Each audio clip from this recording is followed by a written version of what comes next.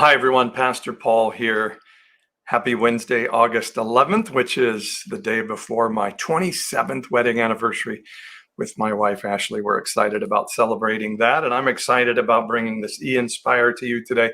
I do these throughout the week for those that are subscribers to my Pastor Paul Patreon community, and every once in a while I record them for everyone to go out everywhere. And because the topic is so important today, I thought I would make this available to everyone. And it's about the church.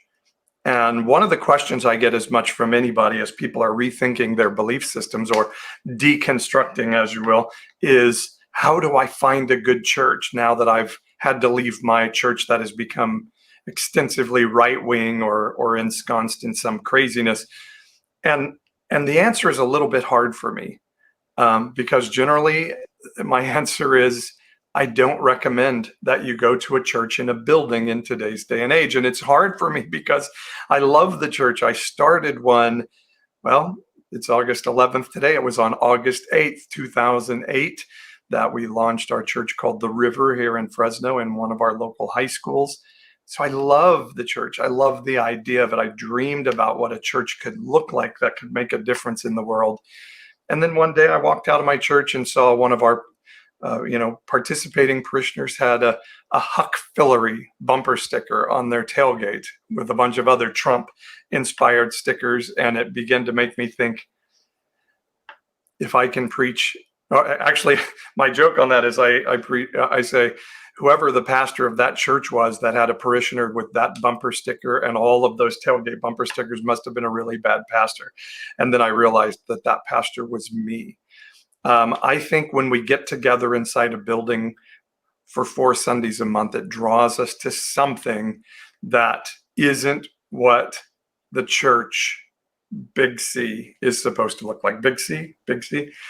And, in Matthew 16, Jesus said, I will build my church. He didn't say, I will build a church building that you can meet in, or I will give you instructions of how you can form an exclusive Christian community. He said, I will build my church.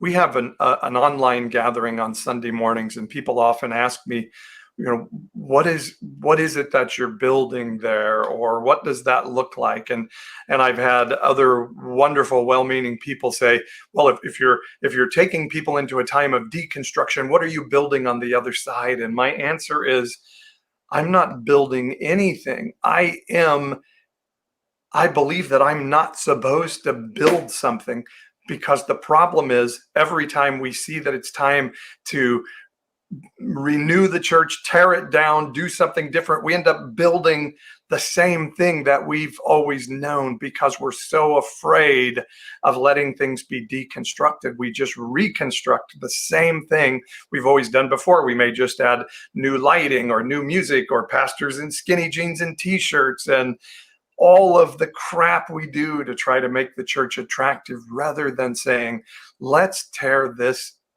MFer down and see what comes next. I believe the church has gone way off the cliff, the church that meets in a building on Sunday mornings. And no matter how good the pastor is and how much they dream about building something different, it's very difficult in this culture. Now, I'm not saying, I know so many pastors that are working from the best of their hearts, and I bless what they do, and I respect what they do. And if their communities are meeting needs of people, I bless them to keep going. But when people ask me, where should I go to church? I have to say, I don't recommend it in the current day and age and where we're going. I believe the church that Jesus came to build, Jesus Church, Jesus with an apostrophe church, needs to be handed to the next generations. I feel like it's a bit of my job as a really old Xer. I'm at the top end of the Xers, and my job as a boomer Xer generation is to root on the millennials and the Gen Zers and say, you guys do what's in your heart and build the church of Jesus, not the church that we've known for generations before, not the church that the boomer generation is fighting to maintain so that they can continue to feel comfortable until the day they die. The church was never meant to be a hospice. never meant to be a place where people would go and sit until they died. It was never meant to be an ark that we hope a flood comes and we get to float and everybody else drowns. But that's what it's become. And even though in 2008, on August 8th, 8808, my dream was to start a church that would do something different, that would impact a city, not be there for the people inside the walls of the building. And no matter how hard I try, and I would say, we're not going to be doing programs like every other church does. We're going to go out and change the world and then come back together and testify about it. And everybody in the church would go, yeah, great idea, great idea. And then they would say, when does the women's group meet? And when do we have the Easter egg hunt for Easter and do all the things we do to attract people on Easter? When does the men's prayer breakfast happen where we talk about being addicted to pornography? You just get drawn to this norm of what the American Western evangelical church has become. Maybe building is not the key right now. Maybe letting things be torn down. It was 70 years for Jeremiah to say, nope, this culture is going to be wrecked, and then something new will come in another generation after 70 years. Maybe we're just supposed to let it crumble to the ground and see what the next generations can bring. And in the meantime, we just cling to one another and cling to the command that Jesus said, love God and love your neighbor as yourself. And that'll be enough. Because I don't trust me to build something new. I'll end up building the same thing we've always known. How do I know? Because I did it. No matter how hard I tried to not. I could see the fear in the eyes of the people around me if I didn't do those things we always knew church always did.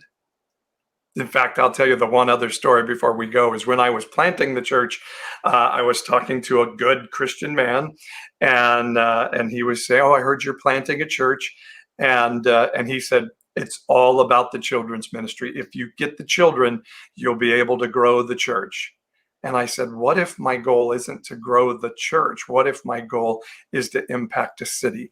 And it was such a foreign statement to this man. He couldn't imagine that I didn't want to do what it would take to steal families from other churches in town and bring them to ours, because that's what the church has been about for generations now in America.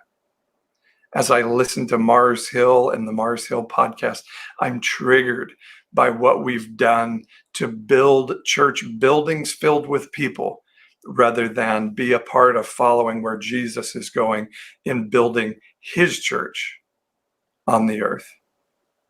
I don't believe Jesus came to build buildings where we practiced the religion of Christianity. I think Jesus came to say, I want to sozo people, body, mind, and soul, and reconnect them to the goodness of heaven so they could live as their better selves. And that's what the church is supposed to be about.